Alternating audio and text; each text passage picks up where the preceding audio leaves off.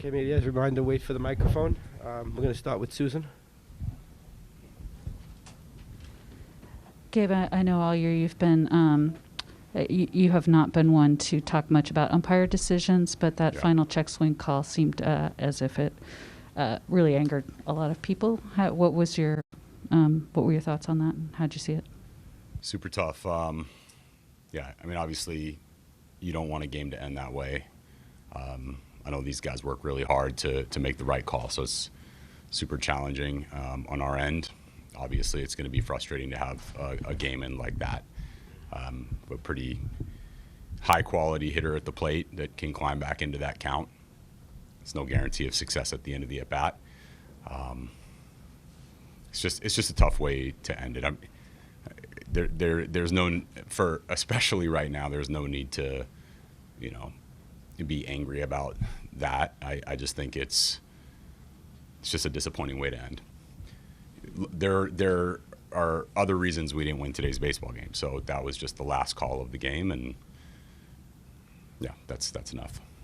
Gabe, Duvall was clearly throwing mostly sliders there and all sliders to Bellinger. Was that the plan, or I know Bailey went out there, was there discussion not to throw the fastball, or did he not have the fastball tonight? No, I actually did think he had a fastball, and I thought the slider was, Bellinger wasn't able to get up underneath it until that one swing. So I thought it was a fine pitch call. The slider's been an effective pitch for him for quite some time.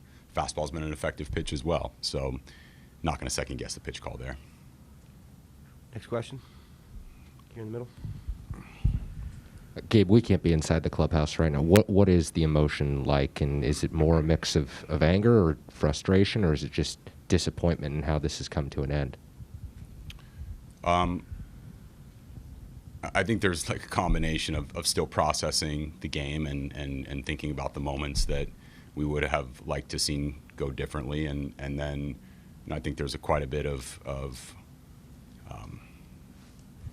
I think players really care about each other. I think the staff really cares about each other.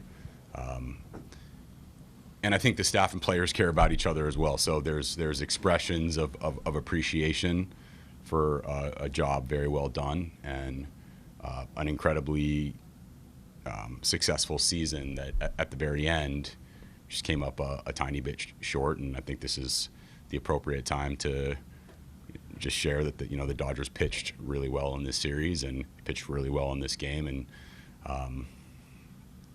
you got to tip your cap to the work that they did. They beat us. Far left, Tyler.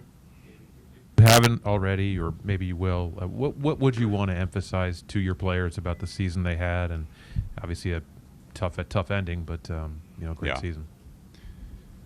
I think the unselfishness that this team showed throughout the year. The trust that they showed in one another was second to none. Better than any season that I've ever been a part of as a player, as a coach, in any position in baseball. And I just respect the hell out of a team-first mentality. I've never seen it like this. This is the best I've ever seen. So if there's a message, it's continue with that, and we're gonna build on this season and be better. Because we have that foundation in place, that foundation of trust and unselfishness. Down here, Stephanie. Do you think he checked a swing? It looked like he didn't go. I mean, that was my take on it. Thanks. Next question, right here. You mentioned how well the Dodgers pitched, but you wound up not scoring any. 4 runs in the first game was the most that you had, and I think that batting average is probably below 200 for the whole series. I mean, were your quality of at-bats what you wanted to see, and you just didn't get breaks, and they pitched well? How would you assess that?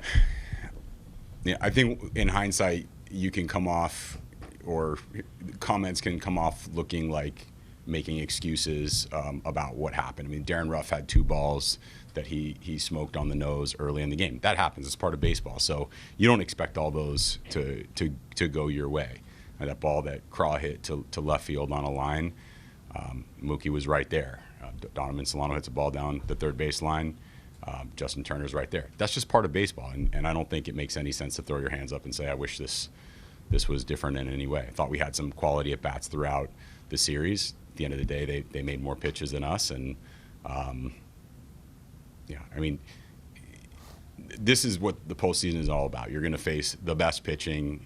Everybody's going to be well rested.